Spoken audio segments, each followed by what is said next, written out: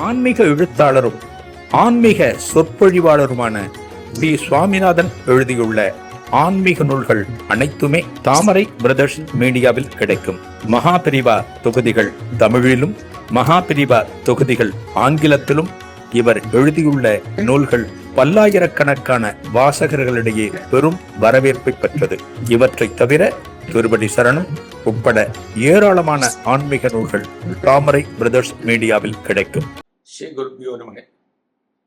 ஓம் காஞ்சிவாசாய விமகே சாந்த ரூபாய திவிகே தனுஷ் சந்திரசேகரேந்திர பிரச்சோதியார்.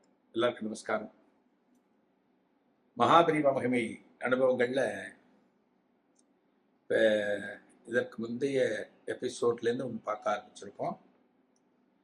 ஆதிசங்கரர் விவேக சூடாமணியில ஜந்துனாம் நரஜன்மம் துர்லபம் அப்படின்னு அந்த விவேக சூடாமணி பாடல்கள்ல ஒரு வரி வரும். இருக்கின்ற பிறவிகளிலேயே மனித பிறவி உயர்ந்தது, அரிதானது, பெருமைக்குரியது அப்படின்னு அர்த்தம். இதற்கு மகாபிரிவா ஒரு விளக்கம் கொடுக்கிறார். இந்த விளக்கம் எவ்வளவு அழகா சொல்றார் பாருங்க. அதாவது மனித பிறவிதான் உயர்ந்ததுன்னு சொல்றோம். உயர்ந்ததுன்னு என்ன? அதுக்கு மிஞ்சி ஒண்ணும் இல்லைன்னு அர்த்தம். ஒரு கிளாஸ்ல ஒரு பையன் படிக்கிறான், அவன் தான் ஃபர்ஸ்ட் ரேங்க் அப்படின்னா ஃபர்ஸ்ட் ரேங்க் தான் முதல்ல, அதுக்கு மேல ஒன்றும் கிடையாது. அப்புறம் 2, 3 தான் வரும், அதுக்கு மேல ஒன்றும் கிடையாது. ஸ்கூல் டாப்பர் அப்படின்னு சொல்லுவான், அவன் தான் நம்பர் 1. மிச்ச பசங்கள்லாம் அவனுக்கு கீழே மார்க் வாங்கினவான்னு அர்த்தம். அது இருக்கின்ற பிறவிகள்ல மனித பிறவி வருதுன்னா எல்லாமே அதுக்கு கீழே, மிச்சம் எல்லாமே அதுக்கு கீழே. இப்ப பெரியவா சொல்றத கேளுங்க. சிங்கம் இருக்கு, காட்டுல சிங்கத்தை பார்த்துருக்கோம். நம்ம இன்னைக்கு ஜூல பார்க்கலாம், மிருக காட்சி சாலையில பார்க்கலாம், ஏதான சர்க்கஸ் நடந்த பார்க்கலாம், ஏதாவது காடுகள்ல நம்ம சஃபாரி இந்த ரைடு போகும்போது பார்க்கலாம். சிங்கம் சிங்கம்ங்கிறது எப்படி இருக்கும்? கம்பீரமா இருக்கும், மெஜஸ்டிக். சிங்கம்ங்கிறது சிங்கமா இருக்காண்டாவன் அப்படிம்போம். நம்ம எல்லாம் சிங்கத்துக்கு முன்னாடி ஆனா சேர்த்துக்கணும். சிங்கம் மாதிரி இருக்காண்டா மெஜஸ்டிக், அப்படி ஒரு என்ன சொல்றது, ஒரு மரற்ற மாதிரி துணி. சிங்கத்தினுடைய பார்வை அப்படிதான் இருக்கும். சிங்கத்தினுடைய பலம், சிங்கத்தினுடைய பலம் எவ்வளவு பலம் சிங்கத்துக்கு, அசாத்திய பலம் சிங்கத்துக்குலாம். 80 லட்சம் ஜீவராசிகளை சிங்கம் ஒண்ணு. இப்ப உங்களுக்கு தோணலாம், என்னடா சிங்கம் இவ்வளவு பிரமாதமா இருக்கு, காட்டு ராஜான்னு சொல்ற, அதை விட மனுஷன் உயர்ந்த பிறவியா? சிங்கம் எவ்வளவு பலமானது, எவ்வளவு மிடுக்காக இருக்கக்கூடியது நமக்கு தோணலாம். நம்பர் 1. அடுத்து பெரியவா சொல்லுவேன், குதிரை, ஹார்ஸ். இந்த குதிரை ஓடுறதுன்னு வச்சுக்கோங்களேன், ஓட ஆரம்பிக்கிறது. குதிரை ஓட ஆரம்பிக்கிறதுனா ஒரு மனுஷன் இந்த குதிரைய துரத்திட்டு குதிரையோட வேகத்துக்கு ஓட முடியுமா? முடியாது. பெரியவா சொல்றாரு, குதிரையோட வேகத்துக்கு ஓட முடியாது. குதிரை அப்படி ஓடும், அவன் குதிரை மாதிரி போறான்ப்பா அப்படின்னு ரேஸ்லாம் பார்க்குறோம் இல்லையா? குதிரை எப்படி ஓடுறது பாருங்க, அந்த அளவுக்கு வேகம். உலக நம்ம வீட்டில் ஓடுற மோட்டார், தண்ணியெல்லாம் ஓவர்ஹெட் டேங்க் மேலே ஏற்றுறோம் பத்தில, ஹார்ஸ் பவர் தான் சொல்லுவோம், குதிரை சக்தி தான் சொல்லுவோம். குதிரை சொல்ற. 3வது சொல்லுவார் ஆடு,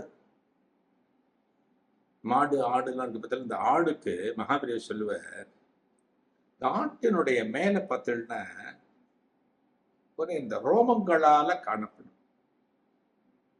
ஒரே ரோமமா இருக்கும், அடர்த்தியா இருக்கும். அதுக்கு என்ன காரணம் அப்படின்னா, இயற்கையிலேயே ஆடு எங்க இருக்கும்? ஒரு வீட்டுக்குள்ள இருக்குமா?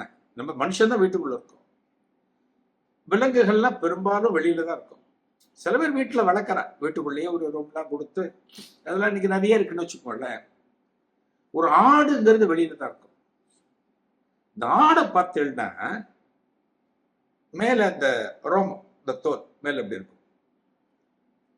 பெரியவர் என்ன சொல்வார் அப்படின்னா, இயற்கையிலேயே குளிரை தாங்குவதற்கு இந்த ஆட்டுக்கு பகவான் கொடுத்திருக்கிறது தான் அந்த ரோமம் போன்ற தோல் அப்படின்னு மகாபெரியவர் சொல்லுவார்.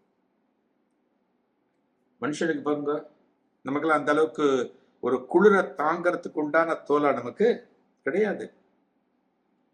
குளிர் அப்படின்னா நம்ம ஏதாவது ஓவர் ஹெட் கோட், ஏதாவது ஓவர் கோட் போட்டுக்கணும் குளிரை தாங்கிறதுக்கு. ஒரு வெயில் அடிக்கிறது, அந்த வெயிலை நம்மால தாங்கிக்க முடியுமா? தாங்கிக்க முடியாது. உடனே என்ன பண்ணுவோம், ஒரு ரூமுக்குள்ள போட்டு ஏசியை போடுவோம், இல்லைன்னா ஃபேனை போடுவோம். ஆக நமக்கு இதெல்லாம் தேவைப்படுறது. ஆக மனிதனுக்கு அமைந்த தோல்கிறது குளிரை தாங்கக்கூடியது இல்லை, வெயிலை தாங்கக்கூடியது கிடையாது. ஆனா ஆட்டுக்கு கொடுத்துருக்க இந்த மூணு மகாபெரியவர் சொல்ற. இந்த சிங்கம், குதிரை, அப்புறம் ஆடு, இதை சொல்லிட்டு மகாபெரியவர் கடைசியா சொல்லுவார், சரி இது ஒண்ணுக்கும் உண்டான ஸ்பெஷாலிட்டி என்னன்னு நான் சொன்னேன். சிங்கத்துக்கு என்ன ஸ்பெஷாலிட்டி, குதிரைக்கு என்ன ஸ்பெஷாலிட்டி, ஆட்டுக்கு என்ன ஸ்பெஷாலிட்டி, இதெல்லாம் சொன்னேன். இந்த சிங்கத்தை மனிதனால ஜெயிக்க முடியாது, குதிரையினுடைய வேகத்திற்கு ஓட முடியாது, ஆட்டுக்கு இயற்கையிலேயே பகவான் குளிரை தாங்கக்கூடிய ஒரு ஒரு அமைப்பை பகவான் கொடுத்திருக்கான். ஆனா மனுஷனுக்கு இல்லையே அப்படின்னு நம்ம யோசிக்கிறோம் இல்லையா. பெரியவங்க தான் ஒரு கன்க்ளூடிங் வச்சு முடிக்கிற. என்ன ஒரு சிந்தனை பாருங்க, மனிதன் எந்த விதத்தில் உயர்ந்தவன், எந்த விதத்தில் மற்ற ஜீவராசிகளை விட இவன் உயர்ந்து காணப்படுகிறான் அப்படின்னா அதுக்கு ஒரே ஒரு விஷயம்தான், ஒரே ஒரு விஷயம்தான். அது நம்மள எல்லோருக்கும் கொடுக்கப்பட்டிருக்கிறது, இறைவனால கொடுக்கப்பட்டிருக்கிறது. அதனால்தான் இந்த பிறவியை நாம் உயர்ந்த பிறவி என்று சொல்கிறோம். மனித பிறவியை உயர்ந்த பிறவின்னு சொல்றோம். அப்படின்னு சொல்லிட்டு மகாபெரிவா இதற்கான காரணத்தை சொல்லுவார், அழக சொல்லுவார். இதன் தொடர்ச்சி அடுத்த நிகழ்வில் காணலாம். நன்றி, வணக்கம். ஆன்மீக எழுத்தாளரும் ஆன்மீக சொற்பொழிவாளருமான டி. சுவாமிநாதன் எழுதியுள்ள ஆன்மீக நூல்கள் அனைத்துமே தாமரை பிரதர்ஸ் மீடியாவில் கிடைக்கும். மகாபெரிவா தொகுதிகள் தமிழிலும், மகாபெரிவா தொகுதிகள் ஆங்கிலத்திலும் இவர் எழுதியுள்ள நூல்கள் பல்லாயிரக்கணக்கான வாசகர்களிடையே பெரும் வரவேற்பை பெற்றது. இவற்றை தவிர திருப்படி சரணம் உட்பட ஏராளமான ஆன்மீக நூல்கள் தாமரை பிரதர்ஸ் மீடியாவில் கிடைக்கும்.